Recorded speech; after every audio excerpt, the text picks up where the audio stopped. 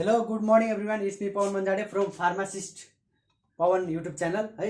आज चाहिँ म फार्माकोलोजीको रिसेप्टरको बारेमा बनाउन गइरहेको छु भिडियो है। अनि मेरो साथीहरूले धेरै नै कमेन्ट गर्नुभएको छ रिसेप्टरको बारेमा बनाइदिनु सर एउटा भिडियो भनेर। त्योमा चाहिँ म रिसेप्टरको बारेमा बनाउन गइरहेको छु। अब रिसेप्टर भनेको के हो, अब औषधिले कसरी काम गर्छ, रिसेप्टरमा गएर बाइन्ड गर्छ भन्नुहुन्छ सरहरूले। अनि यो रिसेप्टरको नर्मल भाषामा कसरी बुझ्ने, अनि एगोनिस्ट भनेको कसरी बुझ्ने, एन्टागोनिस्ट भनेको के, पार्सियल एगोनिस्ट भनेको के, इन्भर्स एगोनिस्ट भनेको के, यसको बारेमा चाहिँ मैले एकदम डिटेलमा तपाईँलाई एकदम मजाले बुझाउन गइरहेको छु। अब रिसेप्टर, अब हामीले जुन औषधि खान्छौँ, अब फिभर आयो भनेर औषधि खान्छौँ, अब प्यारासिटामोल खान्छौँ हामीले। प्यारासिटामोल हाम्रो गएर टाउकोमा मात्रै गएर काम गर्नुपर्ने नि, पुरै शरीरमा जान्छ नि त। किन जान्छ त, अनि कसरी जान्छ, किन काम गर्छ, कसरी काम गर्छ हो, यो चाहिँ म सबै भन्न गइरहेको छु। कृपया मेरो भिडियोलाई स्किप नगरिकन मजाले हेरिदिनु होला। अब रिसेप्टर भनेको के हो? रिसेप्टर भनेको यस्तो चिज हो जुन चाहिँ हाम्रो प्रत्येक अङ्गमा पाइन्छ कि, प्रत्येक अङ्गमा पाइन्छ। त्यसमा चाहिँ के हुन्छ भने एउटा सर्फेसमा चाहिँ के हुन्छ, प्रोटिनले बनेको एउटा रिसेप्टर हुन्छ है। प्रोटिनले बनेको रिसेप्टर भनेको के बुझ्नुहोस् भन्दाखेरि एउटा तालचा, हामीले अब बाहिर निक्लिने बेलामा एउटा तालचा लाउँछौँ नि, त्यस्तै हाम्रो अर्गानले के गरेको तालचा लगाएको हुन्छ। त्यो चाहिँ के गर्नुपर्छ, अब हाम्रो कुनै बिरामी भयो भने चाहिँ हामीले खोल्न पऱ्यो नि त। अब तपाईँको रुममा कोही छ भने चाहिँ तपाईँले खोल्न पऱ्यो नि त भित्र, कि त तपाईँले अब डुप्लिकेट चाबी बनाउनु पऱ्यो, कि त तालचा फोड्न पऱ्यो नि त। हो, त्यसरी काम गर्छ है रिसेप्टरले। अब रिसेप्टरले कसरी काम गर्छ भन्दाखेरि, हो यो हाम्रो के भयो, रिसेप्टर भयो है। यो के भयो, RECPTOR, यो रिसेप्टर भयो है हाम्रो। यो रिसेप्टरमा के भयो, ड्रग आएर बाइन्ड गर्यो, ड्रग अर लिगेन्ड। रिसेप्टर हाम्रो केमा पाइने रहेछ, प्रोटिनियसले बनेको हुन्छ, बाहिर सर्फेसमा पाउनेलाई चाहिँ हामीले रिसेप्टर भन्छौँ। हजुरले मजाले नोट बनाउँदा पनि हुन्छ, आफ्नै भाषामा नोट बनाउनु होला, आफैले बनाउनु भयो भने मजाले तपाईँले बुझ्न सक्नुहुन्छ। मैले एउटा कन्सेप्ट क्लियर गरिदिनु मात्र हो। रिसेप्टर भनेको के रहेछ, ड्रगसँग चाहिँ बाइन्ड गर्ने रहेछ। बाइन्ड गरेर के हुन्छ, एफिनिटी र इफिकेसी भनेको अब बुझौँ है त। ड्रगसँग बाइन्ड गरेर के हुन्छ, ड्रग रिसेप्टर कम्प्लेक्स बनाउँछ। ड्रग रिसेप्टर कम्प्लेक्स गर्छ भने एफिनिटी एकदम स्ट्रङ हुन पर्यो, अनि रेस्पोन्स देखाउँछ इफिकेसी। कति रेस्पोन्स देखाउँछ त, हो त्यसलाई चाहिँ हामीले ड्रग रिसेप्टर भन्छ है। ड्रग रिसेप्टर कम्प्लेक्सले कसरी काम गर्छ, तालचा र चाबीको हिसाबमा चाहिँ काम गर्छ भनेर बुझ्नुहोस् है त। अब यहाँ एफिनिटी र ऊ चाहिँ बुझ्नु पऱ्यो है तपाईँले, EFFINIT एफिनिटी र इफिकेसी, CSC इफिकेसी है।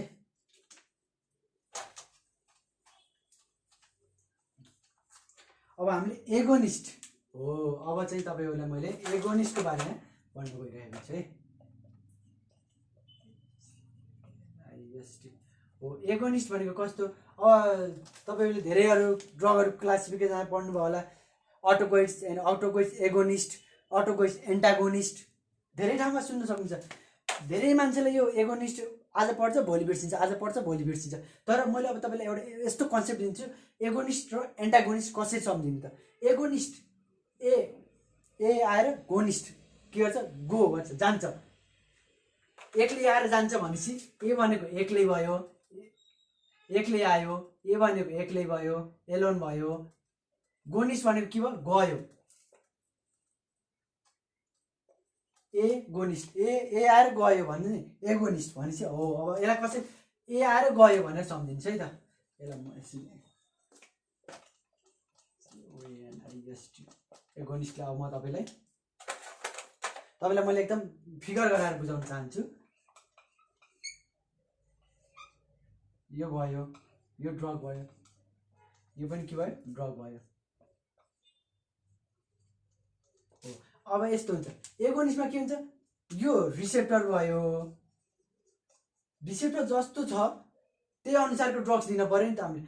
अब यसको स्क्वायर सेपमा रेक्टेङ्गलमा ड्रग दिनुपर्ने ठाउँमा हाम्रो यो ट्रेङ्गल भयो भने के हुन्छ, रिसेप्टरमा कस्तो हुन्छ, यस्तो हुन्छ। रिसेप्टरमा राम्रोसँग बाइन्ड भएन, यहाँ स्पेस खाली रह्यो, यहाँ स्पेस खाली गयो, यहाँ स्पेस हो, यसलाई एगोनिस्ट भन्दैन। एगोनिस्ट भनेको कस्तो भनेपछि ड्रग र रिसेप्टरको कम्प्लेक्स चाहिँ एकदम स्ट्रङ हुन पर्यो कि हो। अब एगोनिस्ट भनेको कस्तो भन्दाखेरि, ठ्याक्कै यो रिसेप्टर भयो, ठ्याक्कैमा चाहिँ ठ्याक्कै बाइन्ड हुन पर्यो। यो ड्रग भयो, यो के भयो, रिसेप्टर भयो। यसमा के हुन्छ, एफिनिटी पनि 100% के भयो, एफिनिटी अब तपाईँलाई म यहाँ भन्नु एफिनिटी के भयो 100% भयो। इफिकेसी पनि के भयो, इफिकेसी पनि 100% हुनु भयो। ड्रगले जब स्ट्रङ बोन्ड बनाउँछ अनि बल्ल पो एक्सन देखाउँछ।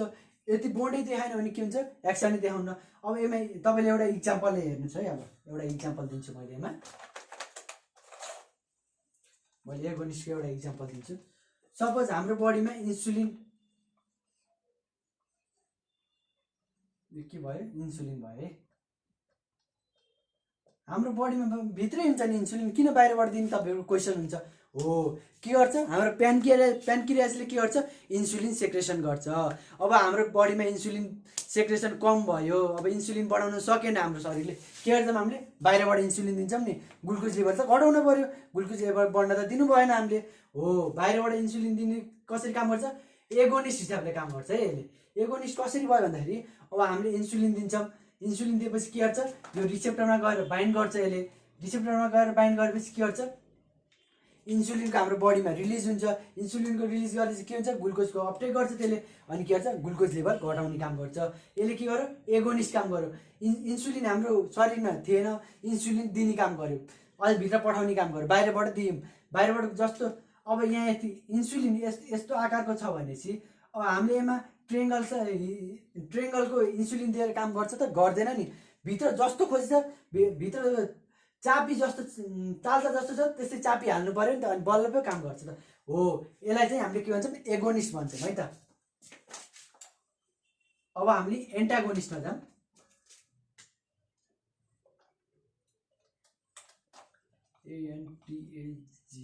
ANTAGONIST एन्टागोनिस्ट भनेको के भन्दाखेरि अब सपोज हाम्रो यो के भयो, यो हाम्रो के भयो, रिसेप्टर भयो, यो हाम्रो ड्रग भयो है।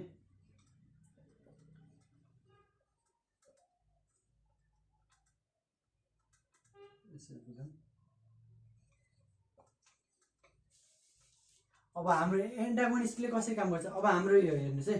अब यहाँबाट के भएछ, हाम्रो शरीरमा एड्रेनालिन रिलिज भइरहेछ है। एड्रेनालिन के गर्छ, हार्ट रेट बढाउँछ है, हार्ट रेट बढाउँछ, कार्डियक आउटपुट बढाउँछ, अनि के गर्छ, इन्क्रिज बिपी पनि बढाउँछ। हो, एड्रेनालिन हाम्रो बडीमा धेरै रिलिज भइरहेछ। अब हामीले के गर्नु पर्यो, एड्रेनालिनलाई रिलिजलाई कम गर्नु पर्यो अथवा स्टप गर्नु पर्यो। अब के हुन्छ, हामीले ड्रग्स दिन्छौँ।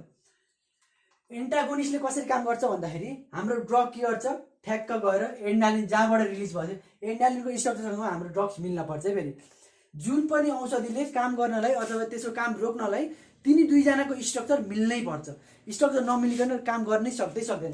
अब सपोज एड्रेनालिनको स्ट्रक्चर यस्तो छ, हामीले ड्रग यस्तो दिउँ भने के हुन्छ, यहाँ गएर बाइन्ड त गर्छ, बाइन्ड नगर्ने होइन, बाइन्ड गर्दिनँ म भन्दिनँ, बाइन्ड गर्छ, तर के गर्छ, एड्रेनालिनको रिलिजलाई त रोक्न सक्दैन नि त, यसले कम्प्लिटली रोक्न सक्दैन नि त। यसलाई के भन्छ, कम्प्लिटली एन्टागोनिस्ट हामीले भन्न सकेनौँ नि त। हो, त्यही भएर जस्तो ड्रग्स रिलिज भइरहेछ त्यस्तै ड्रग्स रोक्नको लागि हामीले स्ट्रक्चर चाहिँ एकदम मेन इम्पोर्टेन्ट, स्ट्रक्चर मिल्नै पर्छ। हो, स्ट्रक्चर मिल्न पर्छ। अब एड्रेनालिन रिलिज भइरहेको थियो, एड्रेनालिनको स्ट्रक्चर यस्तो थियो, अनि हाम्रो ड्रग पनि यस्तै छ भने चाहिँ के भयो, ट्याक्कै यहाँ गएर बाइन्ड गर्ने भयो, बाइन्ड गरेपछि के भयो, एड्रेनालिन बास अब त रिलिज गर्न पाउन्नस्, एड्रेनालिन त अब रिलिज हुँदैनस्। हो, अब के भयो, एड्रेनालिन रिलिज हुन पाएन, एड्रेनालिन रिलिज नभएपछि के भयो, बिपी त आफै कन्ट्रोलमा आयो। हो, यसलाई चाहिँ के भन्छौँ, एन्टागोनिस्ट भन्छौँ है त। एन्टागोनिस्ट भनेको नि क्लियर भयो नि। अब हामी पार्सियल एगोनिस्ट, एकदम बुझ्नुहोस् है, एकदम बुझ्नुहोस्, एकदम चाहिने हो, एकदम चाहिन्छ यो। के बुझ्नु भएन भने मजाले मलाई कमेन्ट गर्दा पनि हुन्छ, सोध्दा पनि हुन्छ। पार्सियल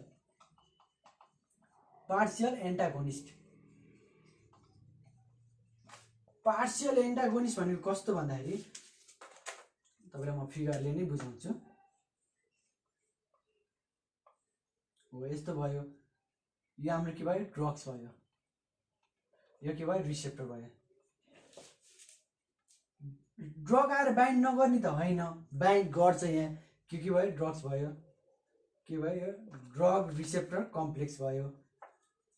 के गर्छ, एफिनिटी भनेको के हो, ड्रग रिसेप्टरसँग कम्प्लेक्स गर्ने एकदम बाइन्ड हुने हुन्छ नि, एकदम मजबुत हुँदैन। कस्तो हुन्छ भन्दाखेरि तपाईँले म ड्रग पहिला के भयो थियो एन्टागोनिस्ट एगोनिस्टमा के भयो थियो एगोनिस्ट एन्टागोनिस्टमा यसरी बाइन्ड भयो थियो भनेपछि अनि पार्सियल एगोनिस्टमा कसरी हुन्छ यसरी बाइन्ड हुन्छ यो पुरै मजाले बाइन्ड पनि गर्छ छोड्दा पनि छोड्छ त्यही भएर यसको के हुन्छ जति यसको एफिनिटी पनि एकदम कम हुन्छ इफिकेसी पनि त्यही अनुसार कम हुन्छ अनि यो ड्रग्स चाहिँ हाम्रो शरीरबाट पनि एकदम चाँडो एक्सट्रिट हुन्छ है त यो पार्सियल एगोनिस्ट ड्रग्स है पार्सियल एगोनिस्ट के हुन्छ एफिनिटी पनि नहुने होइन हुन्छ तर एकदम कम एफिनिटी कम भएपछि अभियसली इफिकेसी कम हुने नै भइहाल्यो अब हामी लास्ट इन्भर्स एगोनिस्टमा छौँ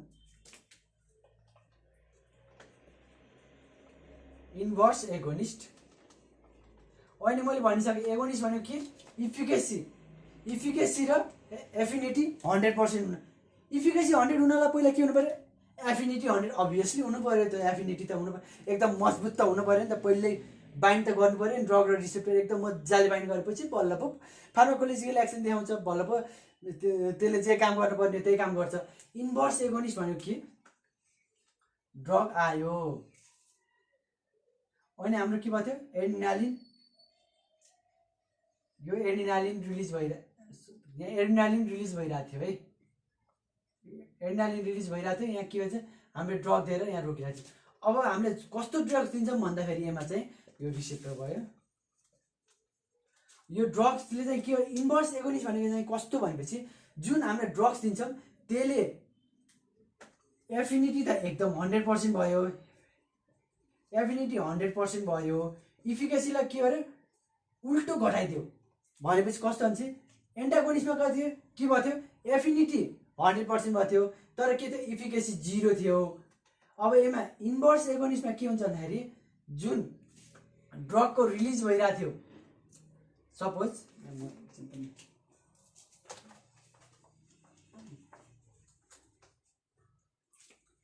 यति एड्रिनालिन 10 रिलिज भइरहेको थियो 0 मा ल्यायो के हो एन्टागोनिस्ट भयो यसले ठ्याक्कै -10 मा ल्यायो इन्भर्स एगोनिस्ट भयो ठ्याक्कै जुन रिलिज भयो उल्टे त्यसैलाई घटाइदियो भनेपछि के हुन्छ अब यस्तो कन्डिसन एड्रिनालिन रिलिज भइरहेको थियो त्यसलाई रोकेको थियो बिपी कन्ट्रोल भइरहेको थियो अझ घटाइदियो भने के हुन्छ बिपी घटेर के हुन्छ लो बिपी हुनसक्छ हाइपोग्लाइसेमिया हेर्ने हाइपोटेन्सन हुनसक्छ हाइपरटेन्सन भएको मान्छे सिधै हाइपोटेन्सन हुनसक्छ त्यही भएर इन्भर्स एगोनिस्ट भनेको के भन्दाखेरि इन्भर्स एगोनिस्ट र एगोनिस्टमा कहिले पनि नझुकिनु होला एगोनिस्टले के गर्छ काम रोक्ने काम गर्छ सपोज एड्रिनालिनको रिलिजलाई रोक्ने काम गर्ने भनेको एन्टागोनिस्टले हो इन्भर्स एगोनिस्ट भनेको के भनेपछि रोक्न त रोकिरहेको थियो एन्टागोनिस्टले रोकिरहेको थियो तर त्यसलाई अझै कम गर्नु पर्यो भनेपछि इन्भर्स एगोनिस्टले अझै कम गरिदियो हो यो चाहिँ आजको लेक्चरमा चाहिँ हाम्रो फार्माकोलोजीको यति थियो यो चाहिँ डिप्लोमा फार्मेसी अनि ब्याचलर फार्मेसी अनि यता हेल्थ साइन्स रिलेटेड सबै स्टुडेन्टहरूलाई काम लाग्ने कुरो हो है कृपया मेरो भिडियोलाई लाइक सब्सक्राइब र सेयर गरिदिनु होला अनि यो फार्मासिस्ट पवनलाई चाहिँ सब्सक्राइब गरिदिनु होला थ्याङ्क यू सो मच केही क्वेसनहरू केही इन्क्वायरी मबाट नि केही मिस्टेक हुनसक्छ त्यसको लागि हजुरलाई केही त्यस्तो लागेमा मलाई I am really sorry and thank you so much for today